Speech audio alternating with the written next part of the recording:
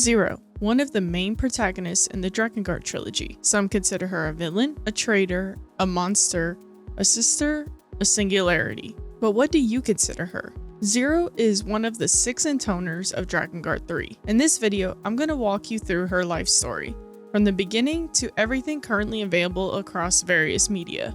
I'll also be diving into her perspective as portrayed in the Drakengard 3 novel side story, as well as her novella A Reign to End and A Flower to Begin. I'll be skipping the perspective of other characters as this video is focused on Zero and her point of view. But don't worry, I'll be making more videos like this on other characters in the future. So stick around and let me know in the comments who do you like to see next. In Drakengard 3, we learn that Zero is what's known as a singularity. Persons, places, or things that can trigger a divergence, or branch, across multiple worlds. Branch phenomena occur when enough magic particles are in an area, and all relevant conditions are met. However, a singularity is not recorded as such until after the branch occurs. For these translations of the novella, I used the Chords library before it was taken down by Square Enix. And finally, if it wasn't obvious, this video will contain major spoilers from Drakengard 3. Now at Game On Expo, I had the chance to meet Tara Platt, the voice of Zero, and I was lucky enough to talk with her a bit about the role. She admitted she does not remember specific lines too well, which makes sense. It's been over 12 years since she recorded that role. They did warn her back then, when she got cast, that this game would be, quote unquote, something. I laughed and said, oh yeah, you got some horny characters in this game. We had a short conversation about how sometimes directors will give actors a heads up about what kind of characters they'll be playing. I also told her a little bit about Zero's story from the novella, which I'll be getting into later in this video. And she said that added context really makes sense of why Zero has so many walls up. Tara said that she was really glad to come back as Zero in Nier Reincarnation. I asked her if it was hard for her to reprise that role after all this time, and she said they had a sample of her in Drakengard 3, so that way she could hear it and remember where she pulled that voice from and how she did it with her body. I also asked how surprised she was to be asked to come back as Zero for Reincarnation, and she said she was really surprised. She told me that whenever she does a role, she always assumes it'll be the last time she ever gets to play that character. I shared with her some of the fan theories and how the game even hints we might see Zero again, and she said she really hopes that we're right. She'd love to come back and do more with Zero. We also talked about the voice actor game strike and how important it is that the voice actors have protection against AI. I'll include a link in the description to the petition she shared if you would like to sign it. Now, we're going to dive into Zero's story. She was born in the year 981, and as far as we know, she didn't have a name. In her novella, A Reign to End and A Flower to Begin, we're immediately given a glimpse of the life that she's had to endure, both physically and mentally. It describes the torture she endured, the burns from being branded, and the lashes she received. Zero reflected on her earliest memories, her mother shouting at her. She doesn't believe she was fed well either. She learned how to swipe a meal before she even learned how to speak. Zero wonders, maybe if she'd been fed properly, she wouldn't have to steal, but she doesn't fully blame her mother. Unless you were born in nobility, most families didn't have the luxury of a warm bed or regular meals. You wondered why the hell you were born, grew up knowing you were a thorn in the world's side, turned into a shitty adult, and then unwittingly wound up with a bun in the oven. That was it for most women. My mother did nothing more than raise me the best way she knew. Once Zero was old enough, her mother sold her without hesitation to a brothel. There she met a girl around her age who gave her the name Rose. Ironically, that's how she found out what color her own eyes were. Rose called her new friend Indigo. One day, Indigo suggested that the two of them steal money and run away. Rose agreed, believing that together, they could do anything. The plan worked. They took as much money as they could carry and fled the town.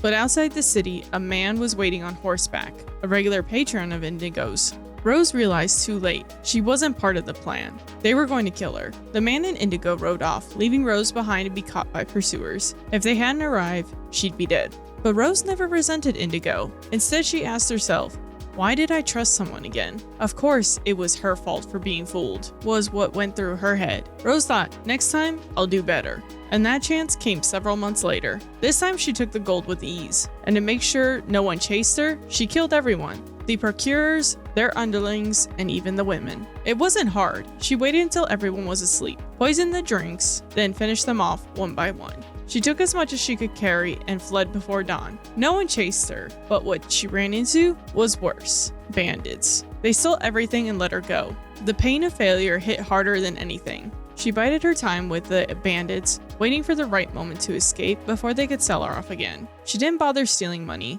It would just be taken. If she needed something, she didn't buy it. She just took it. No one could rob you if you had nothing to steal. Rose thought about maybe finding a man like Indigo had, someone to protect her. But people lie, people betray. I didn't want their protection. I would protect myself. There was a short time she did live with a man, someone she'd known from the brothel. He was a thief. At first, she was afraid he'd turn her in, but he didn't. They picked a corner of the world and lived together, but it didn't last. Rose got sick. A scourge was spreading. It was slow, painful, and contagious. The man, fearing for his life, abandoned her. She didn't blame him. She would have done the same. Later, he tried to turn her in, thinking she was too weak to resist. She slit his throat, and he died, with confusion on his face. Alone again, and still sick, Rose wandered. She killed for survival. It didn't matter if her victims were women or the elderly. She'd hear people beg, "Please take the food and the money. Spare my life, please." To which she would reply, "Suppose I do spare you. You're certain to hold this against me, and you'll come for me one day." The other woman said, "I would never." And Rose answered, "Never let it go, right? I just butchered your mother right in front of you." And unlike mine, this one must have been a good mother, considering that she had thrust herself in harm's way to protect her daughters. Anyway, I'd apologize for this, but that would only serve to make myself feel better, and I'm not that deluded. When asked why she did it, Rose simply said, "Because I was hungry." But even she started to question that. Was it just about survival? She began to wonder. Why did I do it? After so many had died by her hands, she still didn't have an answer. Eventually, she stopped searching for one. She just kept going, robbing and killing as easy as drawing breath. Her kill count reached the triple digits. She tried to remain hidden, killing every witness, but eventually people started whispering about a witch with eyes of rose, and so she was caught. The scourge had weakened her too much to escape. She hoped the disease would take her before they could, but that didn't happen. She was condemned to the lash, one strike for every life she had taken. She survived, barely, only because they didn't know her real kill count. Afterward, they chained her into the town square with 5 other rebels. One of them a blind girl with a strong sense of justice, the complete opposite of Rose. When asked her name, Rose replied, "I don't have a name," I answered. "I don't have anything. No coin, no house, no family, or friends, or lover. I give nothing new depths. All I have is this life, which is about to blink out along with everything else. I wound up with 0.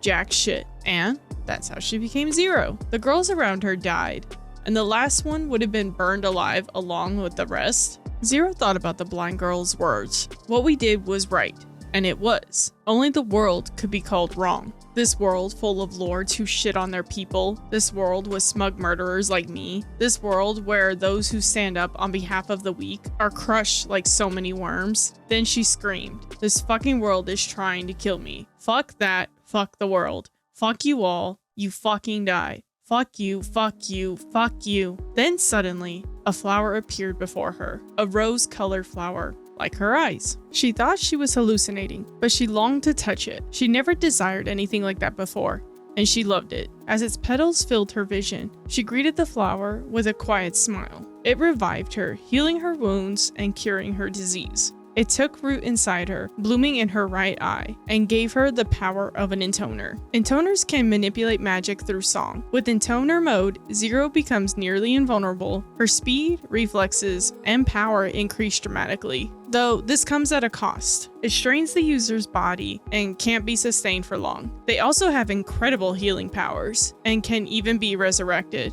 but we'll come back to that later. 8 months later, in February of 998, 0 had slowly begun to understand her new abilities, but she also realized the truth. The flower was a parasite. It would slowly consume her body and mind, turning her into a puppet. Once fully in control, it would unleash world devastation, destroying humanity through her. Naturally, 0 wasn't on board for that. She tried to kill herself, stabbing the flower at her heart, but the flower, sensing danger, responded by creating 5 young intoners, copies of 0. Each one received a fragment of her power, along with false memories. Each also inherited a part of 0's personality, and their appearances were based on women 0 had met in her life. Zero tried to kill them immediately while they were still weak, but one of them protected the other, shouting, "No, you traitor!" She helped them escape, and Zero, still recovering from her suicide attempt, couldn't pursue. Right then and there, she made a vow. She would kill the Intoners, she would destroy the flower, and she would rid the world of its existence. When the Intoners were born, they immediately started calling her sister. Zero, however, still hesitated to call these Intoners sisters. A sister is someone who shares a mother or a father, someone you've shared life experiences or a childhood with. By any of those definitions, they shared no relationship with her at all. Rather, Zero thought of them as mere fragments of herself, like in the old myths where monsters would split and multiply into a rampaging horde, the kind of thing that didn't happen to normal humans. Although calling her a normal human would be terribly misleading. Zero didn't need a core to tell her that having a parasitic flower growing in her body was a bad thing. The memory of her own death was still fresh in her mind. How could she not know that something was very wrong? So these children thought of her as their elder sister. Convenient. If they thought of her as family, then she had an opening. She could slaughter them while they were still young. Still weak, abominations born from a calamitous flower had no place in this world. As we've seen before, the flower created the 5 Intoners, copies of Zero. Each received a fragment of Zero's powers. Furthermore, the flower absorbed the memories of the 5 girls who had been in the prison cell with Zero, and used those as basis for the Intoners' false memories. Each one also inherited a part of Zero's personality, though it's unclear whether these traits were lost by Zero or simply copied. Physically, they are molded after women Zero encountered throughout her life. And fun fact, they all wear a piece of apparel shared with Zero. 1. From the beginning of the story, Zero had trouble understanding 1. One she didn't understand, she didn't have any of that strong sense of justice, that earnest, that self-control, that thirst for knowledge. None of it. Even if, for argument's sake, she had been born to a family without want, she was sure she wouldn't have been like 1. She couldn't help but feel 1's voice and hair color were similar to the girl who was beside her when she died. But that girl had been blinded, so Zero didn't even know the color of her eyes. What the hell part of her did the flower use to make 1? That was the only mystery she had yet to solve. We'll see this mystery unravel later, but eventually Zero does find the answer. 1 is Rose. In her final moments, she is unsatisfied and doesn't comprehend why the world is just so unjust. She hates wrongdoers, the corrupt, and oppressors. 1 is the embodiment of Zero's desire for a just and logical world. 2 is what Zero could have been like had her life been different. She could have learned to love the world and be carefree and find true love herself. The spoiled, naive, good-natured 2 was the complete opposite of who Zero was now. But Zero felt 2 might be the person Zero could have been, had she been born and raised differently. 3. Zero speculates that 3 is a wild, selfish, and twisted facet of herself. She killed so many people when all she needed was their food. She had no more remorse and no empathy, just like when 3 is experimenting with soldiers. 3 was crazy, but it would be a lie to say she didn't have any crazy parts. She had bits of herself that were insane as well. They just didn't pop out unexpectedly. Such was life. 4 reminds Zero of herself as a young girl who was thrown into the brothel, and how she tried to hold on to the smallest bits of pride, self-importance she still had. 4 is also the embodiment of her wish to be accepted and loved by others. When 4 became paranoid, she rejected everyone in her life, hating the entire world, just like Zero when she stopped trusting anyone. 5 embodies Zero's huge lustful issues and insensitivity towards sexual topics. 5 and Zero would kill without any remorse or empathy, just to get some food, although Zero was doing this to survive, whereas 5 is doing this to satisfy her interests in weird ingredients. 5 Bodies resembles one of the nuns Zero killed in an abbey during her days of stealing food to survive. This might explain why she wields a weapon that resembles a cross.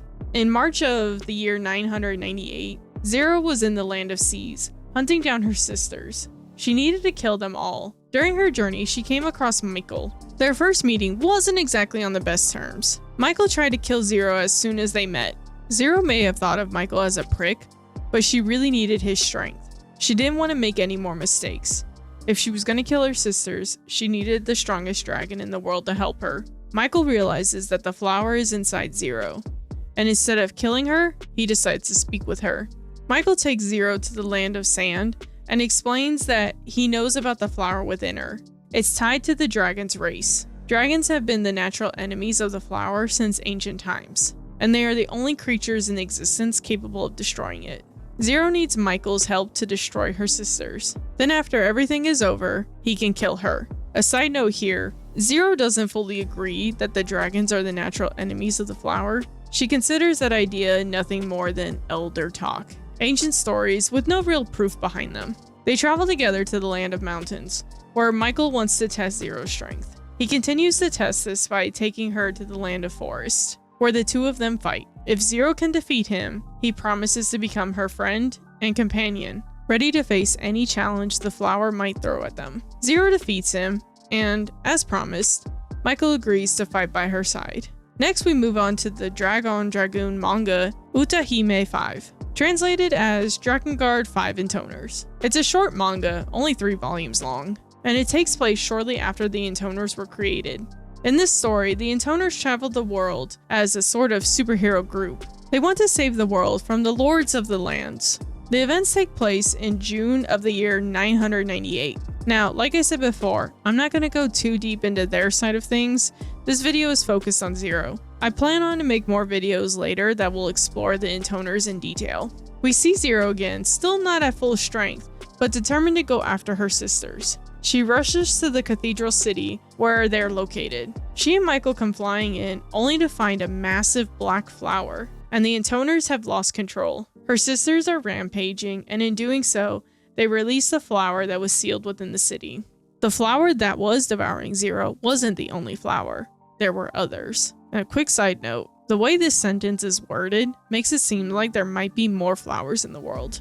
Zero figures out that someone must have sensed the threat of the flower and sealed it within the cathedral city. 4 of the Intoners had lost themselves by summoning demons and fully devoting themselves to destruction. When Zero sees the state they're in, she realizes she can't even get close to them, let alone kill them. To stop them, Zero creates the ones we know as their disciples, right there on the spot. She uses their bodies as conduits to help control the Intoners' power.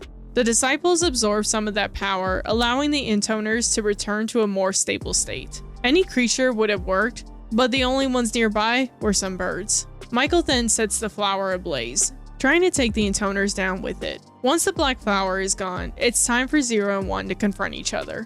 Michael takes on the dragon accompanying 1. While 0 and 1 engage in battle, 1 yells at 0, calling her a traitor and accusing her of trying to take control of the world. 0 doesn't care what she has to say. She's here to fight, and nothing will stop her. Then they are interrupted by a strange man. 0 has no idea who he is, but she is furious that he interrupted their fight. She strikes him, slicing off his arm, but it regenerates instantly. He punches 0, sends her flying into another building. After a few minutes, 0 returns to the fight, and for the first and only time, 0 and 1 team up to take this guy down. He's far more powerful than either of them. Still, they refuse to go down quietly and use the power of song to battle him. Even with the Intoner magic, it's not enough. The man continues to target 0, toying with her. With just a single kick, he knocks her out. Michael grabs 0, and together they make their escape. In August of the year 998, 0 meets a woman named Accord. Accord tells 0 that she is a singularity and explains the concept of the different branches. At some point in the DLC of 0's story, Accord even warns her that if she cannot destroy the flower, the Accords will be forced to eliminate the singularity known as 0. Understood. However, if you fail to destroy the flower, we will be forced to eliminate the singularity. In other words, you. And then, seal off this branch forever. In the novel Dragoon 3 side story, it seems that Accord doesn't trust anyone, but she does trust 0. And yes, 0 has killed an Accord model before, but she gave up on that because more of them would just pop up and vanish just as quickly. Accord warns 0 that the flower has taken root, but 0 is already aware of this. It's her body after all. She could feel something was wrong. For 0, the fact that she was even alive was enough of a red flag. She knew she had died, and she remembered it. The last thing she saw before death was the flower. In March of the year 999, Zero and Michael head to the cathedral city to confront the Intoners. They're met with an army protecting the Intoners, but that won't stop Zero. She slaughters anyone in her way. Zero, unsurprisingly, doesn't care who she kills. Women, children, the elderly. It doesn't matter. If you stand in my way, you're gonna die. She makes her way to her sisters, and they begin to fight. You may have noticed how quickly the Intoners have grown. It's only been a year since their creation, but not only has their appearance changed, their power has too. After a long fight, one summons Gabriel to the battle. The Intoners believe Zero only wants their power to rule the world. Zero is no match for Gabriel. He takes her arm and goes for the final blow. Michael swoops in and tries to take out the Intoners, but they use the power of song to shield themselves. Gabriel attacks Michael and Zero. Even though Michael is struck by Gabriel's hellfire, he uses his remaining strength to get himself and Zero out of the cathedral city. Zero, on the verge of death while carried in his mouth, wants to scream at him to leave her, but she doesn't even have the strength to speak. They make it to a cave where Michael finally lays her down. Though her vision is blurry, she hears Michael say, "Don't worry, I will not die. I will see it through without fail. I will fulfill my promise to you." Zero is unable to respond. She can't even apologize or say goodbye. All she can do is cry. Then, Michael reincarnates as Mikhail. Zero escapes to the land of seas. She wakes from a nightmare in a hut she's been living in. She now has a mechanical arm. When she handles her sword, it feels heavier. After losing her left arm a year ago, she fitted herself with a prosthetic. The difference in weight between the flesh and blood limb and metal one throws off her movement. It's been a year, and it's finally time to go after her sisters once again. Outside, we hear something, leading into probably one of the funniest intros in a game.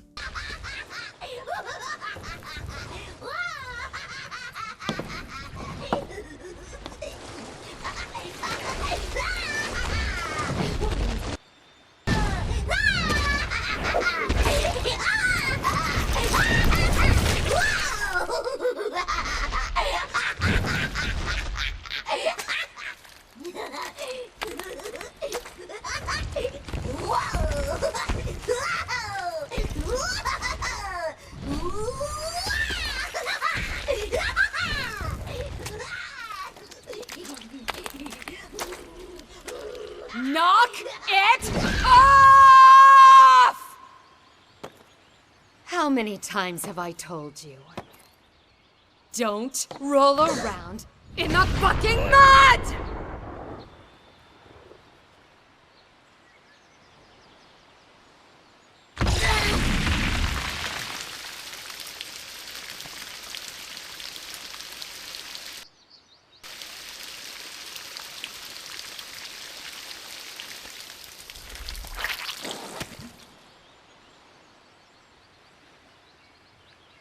Poor little baby Mikhail. As they head towards their destination, they're met by soldiers. While fighting, Zero reflects on her mistakes from a year ago. She foolishly believed that she could take them down all at once. She has no excuse for her poor judgment. She was never one for battlefield strategy. She only knew how to kill. After a year of healing and reflection, she decides she'll take them out one by one. While hiding in the land of seas, technically Five's territory, she knows it's not the safest place, but her injuries left her with little choice. At first, she moved between locations, covering her tracks, but eventually she gave up and decided to rest in one location. If Five sent troops after her, she'd move again. She figures Five was too absorbed in her luxury lifestyle to care about Zero.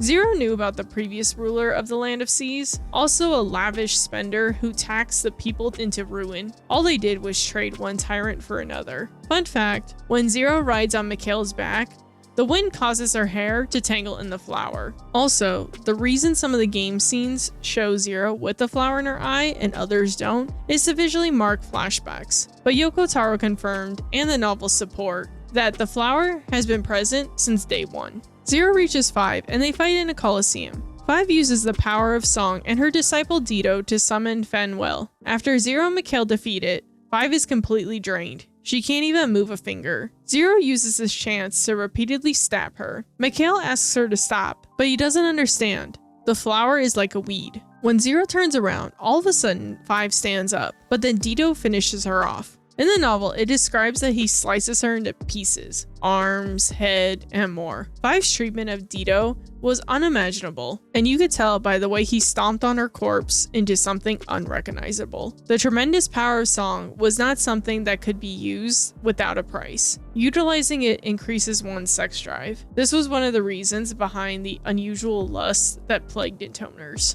Now they head to the land of mountains, where 4 resides. Zero knows that with 5 dead, news will reach 1 in a day or 2. She needs to act quickly before 1 summons the others back to the cathedral city. She thinks carefully. The land of sands is too close to the city, but the land of mountains, being far from the others, is less likely to be a rendezvous point. So they head out, with Dido now joining the party. Throughout the journey, Mikhail questions Zero and why she needs to kill her sisters. Zero thinks he's too young to understand. Michael knew the truth. The Intoners aren't real, and only dragons can destroy the flower. Zero wants to tell Mikhail, after we deal with my sisters, then I want you to kill me. But she decides it's still too soon. As they make their way to the land of mountains, they encounter a Cerberus. In a last-ditch sneak attack, it takes her arm and it seems to curse her. But we see the flower's power kick in. Zero regenerates a new body. Without wasting time, she continues north to find 4. Getting to 4 isn't easy, but the difficulty comes from their own issues, not the enemy.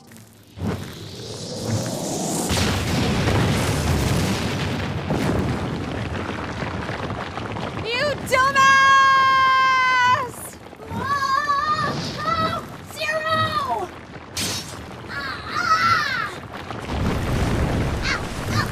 Zero! You stabbed me! It's stuck in me! Zero, get it out! Get it out! Sit still, damn it, or I'm gonna...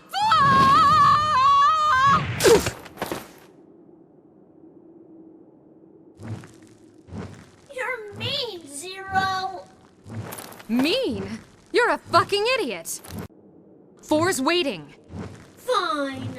Turns out, 4 is in the sky. Zero rides Mikhail to reach her. They find 4's aircraft. 4 pleads with Zero to stop fighting. They're sisters, after all. But Zero doesn't care. 4 and her disciples summon Armorus, a massive fortress-like demon. It's an annoying battle. During the fight, 4 has memories and pleads with Zero again. She asks, where is the kind and gentle Zero she once knew?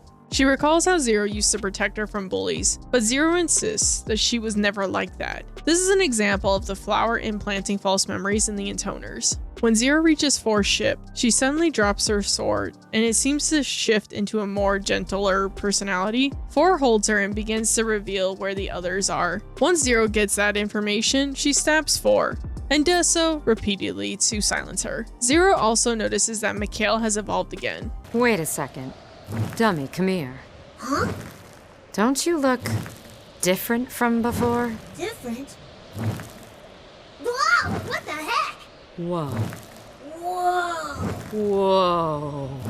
They head to the land of forests. They plan to use 4's aircraft, but it's immediately shot down. Naturally, Zero slaughters the attackers. After dealing with the undead and Mikhail getting stuck in the vines, someone jumps down. It's Octa, disciple to 3. Zero points her sword at him. He drops his weapons and surrenders, claiming he wants to join them. After a pause,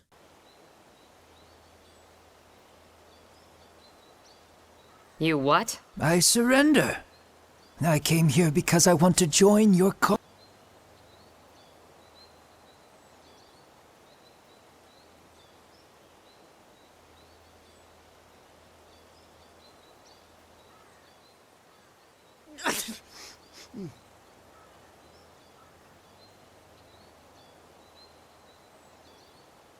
Whoa, hey, guys, this is great! If he wants to be our friend, we don't have to fight or anything. Well spoken, my winged friend.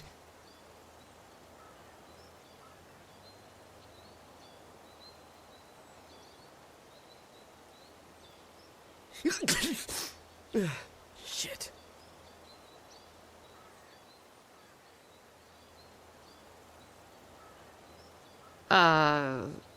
Sure. Whatever. Zero allows it. He says 3 isn't going to give him the attention he needs, and for context, he doesn't mean emotional support. He also claims he's only 22, though he looks like an old man. He says his exotic escapades drained his youth. In the novel, their meeting isn't much different, so no need to go further into that. After freeing Mikhail from the vines, again, 3 appears. She questions Octa's betrayal and uses her song to summon her demon. Her demon are dolls she crafted. After defeating them all, something shocking happens. Mikhail eats her. Before they can process that, an unknown man appears. He introduces himself as Sent, disciple to 2, and he kidnaps Mikhail. Now, Zero and the team head to the land of sands to rescue Mikhail. They run into Sent and find Mikhail. Sent warns Zero. One of these days, that dragon is gonna be your downfall. And when that moment comes, it'll be too late for regrets. Traitor. Then he vanishes. They continue deeper to find 2. Along the way, enemies ambush Zero, and she loses her arm again. She reattaches it successfully. The flower's power is growing. She realizes she no longer feels pain in that arm. She says she's becoming less human by the day. Zero and Mikhail enter the shrine, where 2 and Sent await. Sent rambles, but what stands out is how little Zero cares. She just wants to talk to 2. You know, I actually try to make sure she enjoys our little liaisons just as...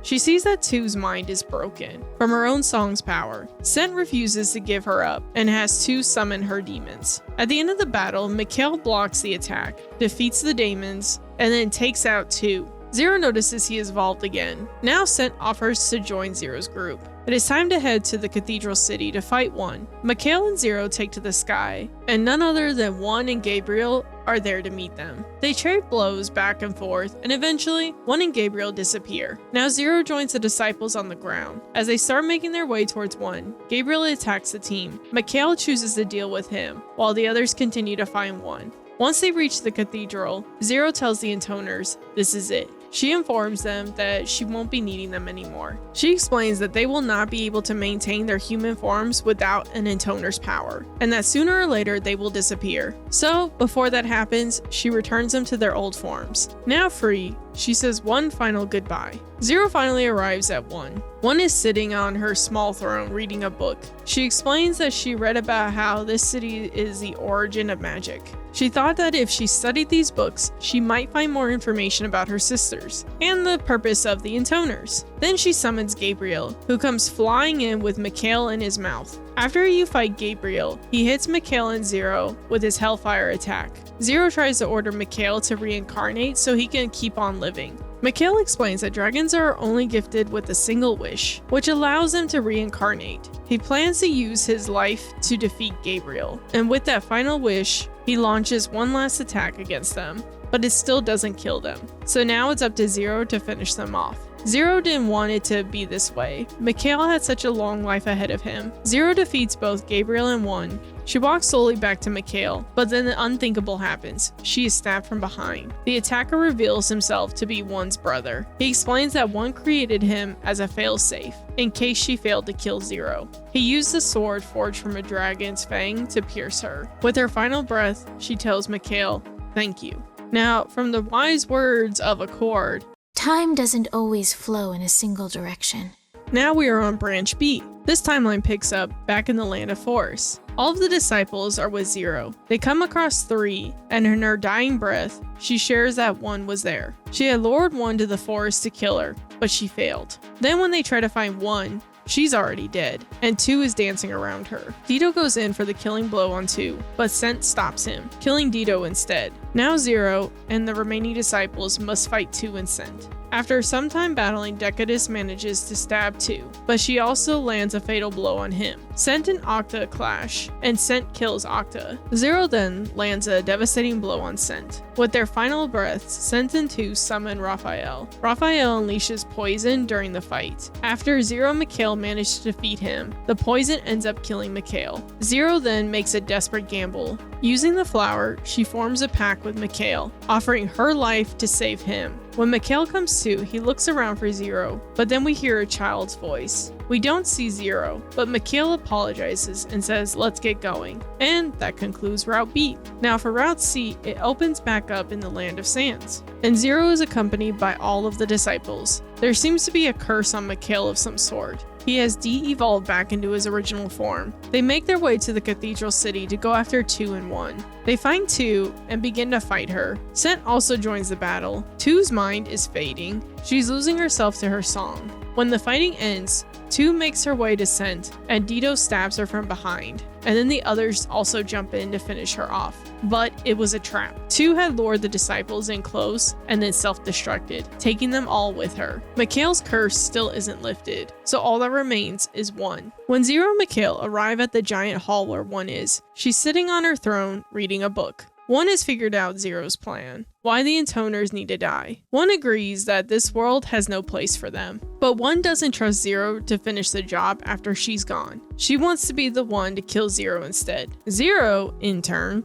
doesn't trust 1 to finish it either. After you defeat the first summon 1 uses, she then calls on Gabriel. Mikhail swoops in with his flames to stop Gabriel's attack. He does manage to stop Gabriel, but when 0 turns around, she sees the cost. Mikhail is gone, and in the worst possible way. With 1 still alive, 0 and 1 engage in their final battle. 0 doesn't care what 1 has to say. She screams continuously, full of rage and sorrow. 0 defeats 1 in their duel, but with Gabriel and Michael gone, there's no one left to kill 0. 0 stumbles her way out of the cathedral, vomiting her stomach out. She is determined to find a dragon. As you may know, this branch was sealed off by the Accords. Accord and 0 have a little reunion. Accord is there to warn 0 that no matter what branch she goes down, it all ends in disaster. 0 questions Accord on why she can see the future, but Accord won't share any details with her. 0 doesn't believe Accord's ability to see the future and tries to launch a sneak attack on her,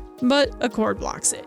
Then takes her leave. Another time, they meet on a snowy mountains. Accord gives her the same warning, that if 0 doesn't change course, things will not end well. 0 asks if that's what her little book says, and Accord confirms it but refuses to give up the book. Then we see Accord playing a game of keep away with 0.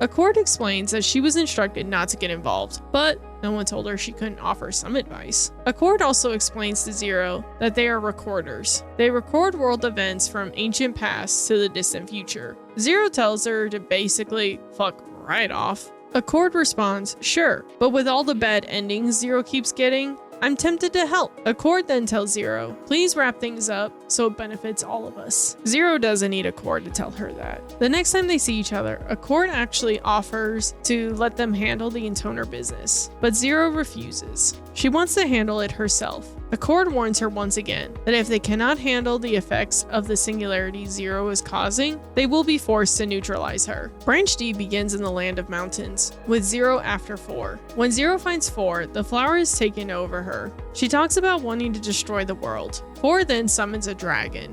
0 and Mikhail take on 4 and the demon dragon Zophiel. After defeating the dragon, 0 and 4 then fight. After their battle, 0 stabs 4 and lets Mikhail finish her off. As Mikhail finishes devouring her, he evolves, not once, but twice. Now 0 heads for the land of forests. Accord comes to greet the team and warns them that the world seems to be breaking down. Anything could happen in this branch. 0 is on the hunt for 3, but what does she find in the land of forests? 5. 5 has used the power of the flower to resurrect herself. Dito decides he likes the new look for 5 and summons a demon. Scent also summons his demon to fight Dito and the soldiers, while 0 handles 5. 0 finishes off 5, and this time for good. While Scent and Dito are fighting, they suddenly start to glow. 0 explains that because they summoned a demon without the power of the Intoner, they had to pay the price. Then we see Dito return to his original form. Scent also reverts back to his original form. The team now heads to the Land of Sand's underground passageway, looking for 3. Mikhail, however, can sense the power of 3 songs in the sky, so he and Zero take off to go after 3. When Zero and Mikhail find 3, she summons Azrael, a dragon.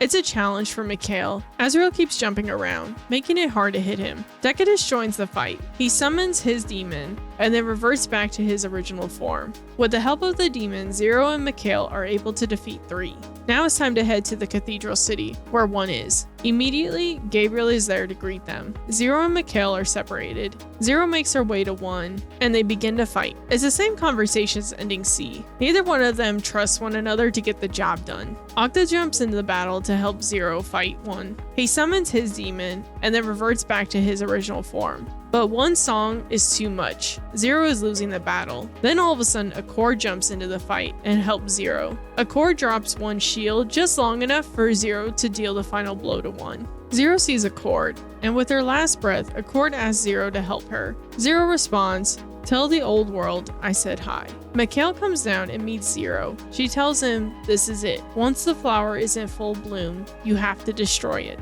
She tells him one last thing. There's one more thing I need to tell you. What? You've grown strong, Mikhail.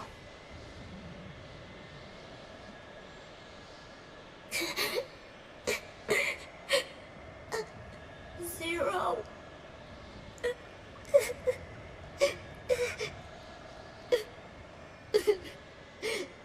Zero, you big dummy.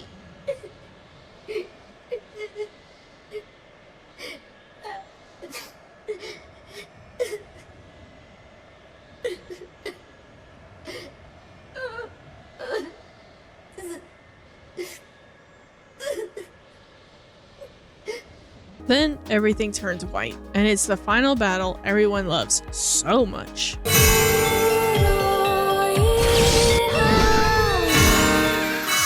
Anyway, Mikhail defeats the flower, delivering the final blast that destroys it. This last branch I want to get into is from the novel Dragon Dragoon side story, which is more of an alternative ending E that ties into Drakengard 1. Earlier in this video, throughout Route A, I gave you more of Zero's point of view from this novel, but now I want to jump ahead to when they meet Decadus. Mikhail and Zero and Dito find Decadus wandering around. They're not sure if it's a trap set up by 4, and guess what? Zero couldn't care less. To her, if it meant to get to 4 faster, that was fine by her. Zero has actually never met any of the disciples, but she knows their faces and what they look like. Zero asks Decadus why he's out there alone. He explains that he was driven out of the country. 4 had accused her own people of being enemy agents, either killing them or, in Decadus' case, kicking them out. Zero thinks the flower is already driving her mad. 4's insanity was driving not only humans, but also nearby animals to stay clear. Still, they continue onward to confront 4. Within the last year, the flower's power has grown significantly. Zero tells Decadus to take her to 4. Decadus doesn't want to because he still serves 4,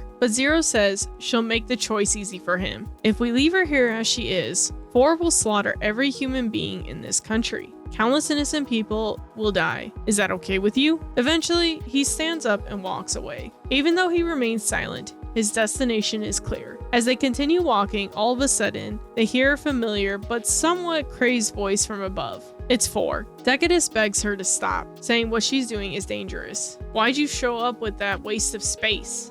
It's so sad. You've fallen into the enemy's hand. Zero then asks, the enemy, who's that? Zero knows there isn't one, but it's clear 4 has completely fallen under the flower's control, and if the flower really has taken over, then 4's enemy would be. Before she can even finish the thought, we hear 4 yell, "It's obvious, isn't it? The world!" Zero mutters, "Like I thought." The time the Intoners brought peace to the world had been short-lived. 4 starts going down memory lane. Well, or fake memories created by the flower. Like I said before, none of it was true. Zero was never kind to 4. 4 then summoned her dragon. Zero begins to think back to a year ago when she went to the cathedral city. 1 had meticulously reinforced the city's defenses, deploying large number of weapons and monster soldiers to separate Michael from Zero. Then, the 4 sisters attacked her. If it had been just those battles, Zero would have won. But then 1 summoned Gabriel. She hops on Mikhail's back, and they take off. Since 4 summoned a dragon, the flower must have really grown strong. After some time of fighting, Zero hops off Mikhail to fight 4 one-on-one. Mikhail probably wouldn't be able to defeat Zophiel, but he just has to survive long enough for Zero to kill 4. Now 0 and 4 are fighting one-on-one, and 4 starts to say, "I wanted to be just like Zero. I admired strong and beautiful and a woman every man in the world would bow before, and one every woman in the world would envy, and every woman in the world should fucking die, and every man that wouldn't look at me should fucking die, and everyone should fucking die." Face ugly and contorted, 4 uttered the words like curses, but all the while she kept laughing. The laughter was filled with resentment and inferiority she had been suppressing. This is me. This thing was inside me. While she was alive, Zero too had hated, cursed, and envied the world, like 4 before her. She must have worn an ugly expression and had darkness in her eyes. Zero then thrusts her sword straight out. 4 doesn't even try to avoid it. Zero's sword sinks right between her eyes, but Zero knows this isn't enough to kill an Intoner. Then Zero hears a roar. It takes her a moment to realize it's Mikhail. A huge gust of wind nearly knocks her over, and the next thing she hears is the sound of meat and bone crunching. Gross. When Zero opens her eyes, 4 is gone, and Mikhail has evolved. Decadus is standing nearby, asks Zero to kill him. He says his duty is, but before he can continue, Zero interrupts him. Not over. She tells him she still has use for him. This should have ended earlier. If she hadn't failed to kill her sisters, the disciples would have been freed a long time ago. Zero blames herself. She was too weak. With all this in mind, Zero decides she should be the one to take in the disciples who lost their masters. There's still the question of where to release them, but she can worry about that later. At least it's better than abandoning them.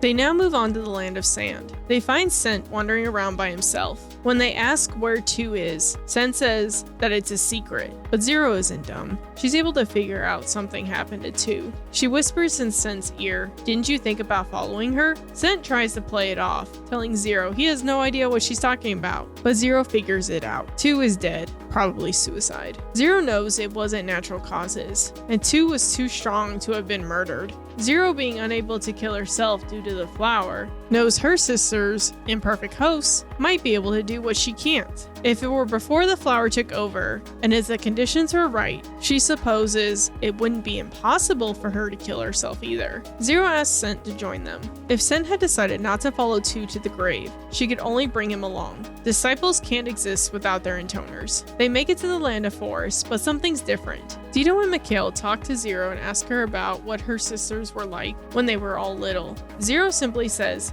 "I don't know." She doesn't know what she doesn't know. She saw them when they were quote-unquote little, but they ran away immediately. Since the disciples don't really understand, she probably sounded like a terrible big sister. But the more she thinks about it, the more she wonders, what would Dito even know about being little? Then the hordes of undead soldiers begin to attack. As they fight through the forest, they come across Octa. He introduces himself as 3's disciple, but something seems off. Zero knew the others by face, but she remembers 3's disciple being much younger. As we know, Octa is in his 20s. His lifestyle just made him age faster. Anyway, just like Route A, he surrenders and joins Zero and the others. Zero is hesitant because she doesn't know his true motives. Still, they proceed to find 3. As they continue on, Octa explains that he doesn't understand why the forest is full of undead. It only started recently. Zero thinks it might be due to the flower in 3. It could also explain the poison in the air. Zero doesn't think that 3 is acting alone. It's likely another Intoner is involved. With 5, 4, and 2 gone, the only option would be 1. Zero questions this though. It would be out of character for 1. Then she gets her answer. 5 appears before them, but not as she once was. She's nothing but a zombie now. The flower forcibly regenerated her. Zero realizes it must be because of 5 that all the undead are here. It makes more sense that 3 and 5 did this together. One sense of justice wouldn't allow this, Zero thinks. 5 begins to summon more undead. Dito, like we saw before, rejoins 5 and summons a demon. Zero realizes he was there when 4 summoned her demon alone. He's gonna try the same thing, but he doesn't understand the cost. Dito tries to get Sent to join them, but Sent has no interest. It wouldn't bring 2 back. 2, born from Zero, but made of all that Zero lacked, had obtained what Zero never had. Even so, the result was the same. In the end, it was lost. Everything. Sent turns to look back at Zero and asks her to take care of 5. He'll handle Dito. Zero tries to stop him, but it's too late. He's already begun the summoning. Zero fights 5. This time, she chops her into so many pieces that eventually she dissolves. This time, there was no regenerating.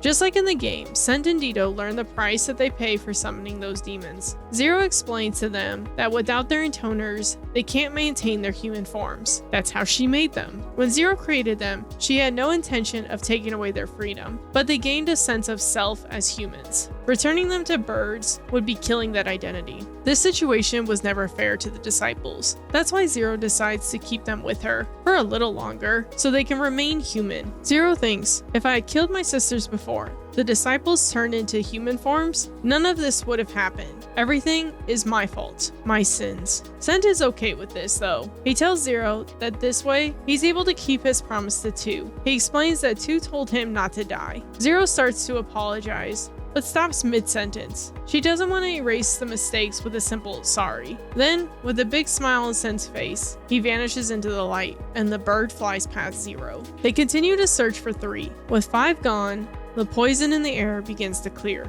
They find 3 in the sky. She summons Azrael, just like what we saw in the game. Also like the game, 3 and Azrael are too fast for Mikhail. Suddenly, Decadus somehow lands on Mikhail's back. Octa gave him a boost. Now, Zero may have created them, but there was a lot she didn't know about their powers. Decadus summons his demon to help in the fight, and he reverts to his original form. It doesn't matter, she thought. What could I say by now? That I have the right to be unwilling to let go? That it hurts to lose my friends? What the hell am I saying? They're not my friends. I can't call things I just made, let my sisters use, then stole back friends. So no matter what, I won't feel sad. But shouldn't I be allowed just one word? Just one word, even if it never reaches anyone but me. Goodbye, she murmured to the sound of the flapping wings behind her. Mikhail manages to blast Azrael, but 3 jumps off the dragon before she's caught in the blast. When they land, they find 3 hunched over. It isn't from an injury, it's from posture. She got that from Zero, who has terrible posture. Octa reunites with them and summons his demon. He uses it to hold down 3. In that quick moment, Mikhail leaps in and devours her. Octa vanishes into the light and flies past Zero. Zero and Mikhail now head towards the cathedral city. Zero notices Mikhail looks more like Michael now, though his mannerisms are still very different. Zero feels the flower inside her growing stronger. She asks Mikhail that when she kills her sisters, he needs to kill her as well. Mikhail agrees. Cathedral City, the birthplace of magic. Zero thought whoever came up with that was either a genius or an idiot. The only people who went to that city were scholars or one herself.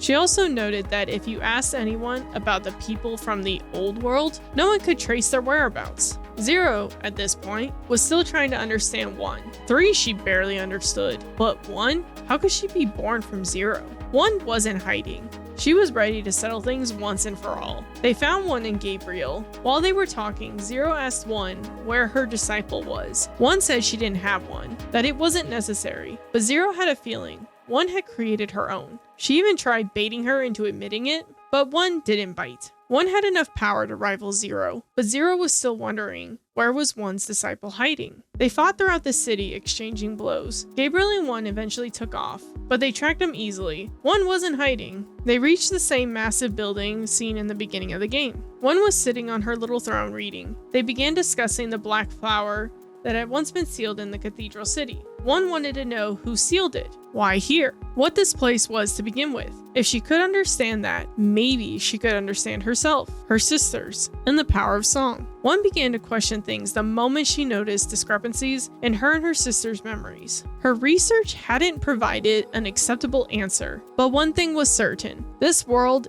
didn't need Intoners. That's what one told Zero. Then one summoned a demon, and Zero and Mikhail began to fight it. This time, one could summon multiple demons. After defeating the first one summoned a giant spider named Raphael. This spider was a real problem. It spit poison that began affecting both Zero and Mikhail. Zero thought they should escape, recover, and come back. But when she looked out the window, there was a barrier sealing them inside. Even with the flower's incredible healing, it still hurt a lot. Mikhail was able to defeat Raphael. When they thought it was over, one, wheezing, summoned another demon, Gabriel. Mikhail spread his wings and told Zero he would handle Gabriel. She needed to take care of one. Zero knew she couldn't afford to fail again. Mikhail had a future, a long life ahead of him. She wouldn't allow him to be robbed of that. Sword in hand, she ran towards one.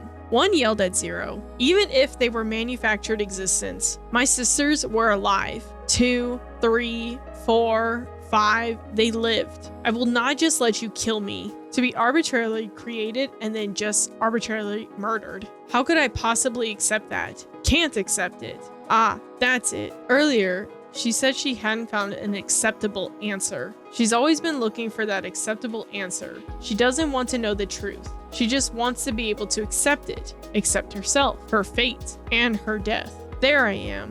One is me. Zero understood where one came from.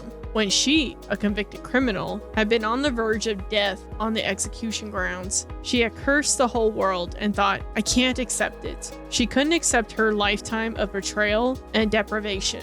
She couldn't accept a world where the righteous are not always rewarded and only the cunning profit. She couldn't accept a world where the noblest and kindest of girls was killed like insects. Why? Someone tell me. Give me an answer. Such as her wish on the threshold between life and death, what she kept screaming soundlessly. As she cursed the world, she questioned it with the same intensity. That was the true nature of one, the sister that she had thought she couldn't understand. Once she understood that, one was an easy puzzle to solve. It wasn't that she had a strong sense of justice. She just didn't accept things that weren't righteous. That was all. She eliminated the oppressive lords and the corrupt nobles because she couldn't accept the reasoning behind them.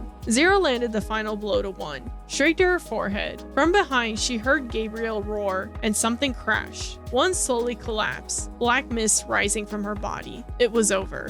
When Zero turned around, she couldn't believe what she saw. Gabriel was charred from chest to head, but Mikhail was on the ground, his throat gouged out. Zero ran to him, yelling at him to wake up. You can't just lay around. She even punched him in the jaw, the spot he hated getting kicked in, but he wouldn't wake up. She couldn't believe he was leaving her again. She started reminiscing about the past year, how he'd fly off to get her food while she was recovering. The time they spent together, she regretted never calling him by his name.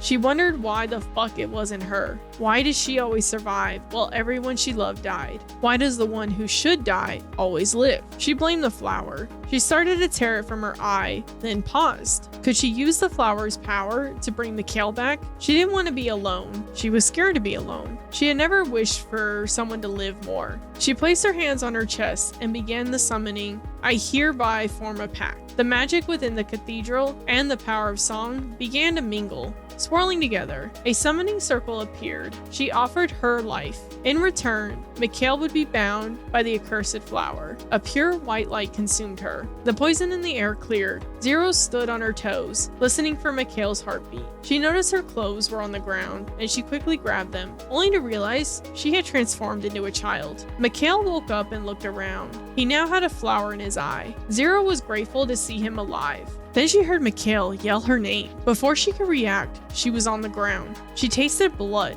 She had been stabbed. She looked around. Who stabbed her? Who was Mikhail trying to burn? Then she saw one, but Mikhail's flames didn't come. He collapsed. Why is Mikhail dying? Why am I dying? Why? I don't understand. My mind's a mess. Why is one, who should be dead, standing, while Mikhail, who should have been revived, is falling? A man's voice answered. He wasn't one. He was her brother. He explained that, like how Zero created her sisters, one had created him. He was a failsafe in case one failed. She had explained to bring him back to life with the single-minded determination not to let Mikhail die. She had used the flower's regenerative ability to forge a new kind of magic, a pact. By dividing her power and combining the two of them, Mikhail, dragged into the curse of the flower, had been revived. But it backfired. Since she had reverted to a child, she had swiftly been cut down and was about to meet her end. Since he was a part of her, Mikhail hadn't even been able to counterattack. He was about to lose the life she had worked so hard to get back. She used her remaining strength to shift her gaze towards Mikhail, but saw something else, a cord. Zero had thought she killed the cord in this timeline. The woman that I had planned to kill didn't die, while the friend I had wanted to live so badly did. I hate the cold words, fate and destiny, but what other words would best describe my life and afterlife? Both filled to the brim with only ironic happenstances. She watched the cord turn away. It looked as though she had only come to witness Zero's death. Her back was soon swallowed by darkness, and then that darkness took the fallen Mikhail, the cold cathedral floor, everything. This is the end, she thought. Forgiven or not, saved or not, in the end, everything returns to nothing. Zero knew there was no peace in the darkness of death, and yet she earnestly awaited that moment. For the Nier Reincarnation collaboration, there wasn't too much added to Zero's story. There is a short tale about her and Mikhail fighting together. Mikhail is injured, and they are attacked by multiple soldiers. It's a story about how, no matter how many times Zero falls, struck by arrows or losing limbs, the flower regenerates her. It's a never-ending nightmare. Mikhail wakes up and thanks Zero for protecting him. She replies, "I only did what anyone should." She has one absolute in her life. She must protect him. Now, looking at her resurrected outfit and the little text beside it, it talks about her and her laughing sisters. I believe, after learning everything about Zero, that this might be a version of her where she does have a family, and her sisters are able to care for each other. Now, we've got the last bit of information from the Sinoalice collaboration. This was a collab that was only released in Japan, and the game is no longer in service. But thanks to Fox's Fox in my Discord server, they shared some information with me from the Sinoalice books they had. I'll admit, I had to use Google Translate to try to get the basic understanding of what was going on. So if anything isn't accurate, please feel free to let me know in the comments. The gist of what I got is that Zero is brought back to life, and she seems confused as to why she's back. But she eventually reunites with Mikhail, and they're taken to the library. From what I could tell, the library works as kind of like a hub for the Yoko Taro universe. Sometimes you might catch little Easter eggs or references to his other works in the background, tiny teasers here and there, but it's not a huge plot point, if anything at all, to Drakengard 3. Also, I Am Kaim, user on YouTube, just announced that they will be doing a deep dive video on this collab. So when that does happen, I'll put a link in the top right corner of this video and a link in the description. It's also really hard to find solid info on this collaboration. No advertisements, barely any traces of it online, which, throwing in my 2 cents, might be part of why the game reached end of service. Some of the biggest forms of advertisements are word of mouth, and personally, I didn't see anything about this game until after it was already shut down. As I mentioned in my last video, I wanted to have some discussion with you guys in the comment section, and some of you brought up some really interesting points about A2. And of course, I saw how much everyone loves her character. Pup3370 noticed how much I struggle with saying anemone. I'm like Nemo from Finding Nemo. Words are hard sometimes, but that's okay. They still love me, and I love you too. Codman4372, one of my members, wondered if all swords contain memories, like if she were to pick up Kaim's sword, would she see his memories? And honestly, that would be really interesting idea if it were true, but like you said, it's likely your hot technology advancement. V. Dorjengoa asks, did A2 fear getting a possible infection from the memories within the sword? And you know what? I never thought about that. But I'd say anything is possible. Yoko Taro confirmed that the weapons do have storage space for memories. And hey, all it takes is a little hard drive space to get a virus. So I wouldn't say it's too far-fetched to think something like that could spread through the weapons too. For Zero's story, I initially thought it was just tragic, but the more I learned about her, the more I realized tragic doesn't quite capture it. I was talking to a friend who helped me come up with the title for this video, and we landed on something that felt more accurate: a redemptive sacrifice. Zero was dealt a rough hand in life. By the time she could walk, she was already stealing food just to survive. Her mother sold her into prostitution. Anyone she ever got close to ended up betraying her. Eventually, she resorted to stealing, and when that stopped working, she turned to killing in order to survive. At least, that's what she kept telling herself. Even she started questioning that. But one thing she never did was lie about who she was. She knew she was a terrible person. Then the flower appeared and started to take root. She realized it was going to destroy humanity, and that she had to stop it. As we all know, that didn't go exactly as planned. But that's where her character arc really starts to shift. She went from being selfish, taking lives to survive, to wanting to save them, save humanity. That's where the redemptive sacrifice angle really comes in. Now, will we see Zero again? Honestly, why not? They keep bringing her back in other games. Even in Drakengard 3, Accord said we'll probably see her again. How? No clue. But maybe there are more flowers out there, and we'll need her around again to help exterminate them. What are your thoughts? When do you think we'll see her again? If we do. Let me know in the comments. Until next time, guys, thanks for watching, and I really appreciate the support. Bye! My name is Mikhail. My name is Mikhail. I really love me some Zero. I'm not a stinky dragon, nor am I a dirty dragon. Hop on my back and let's go for a ride. Yay!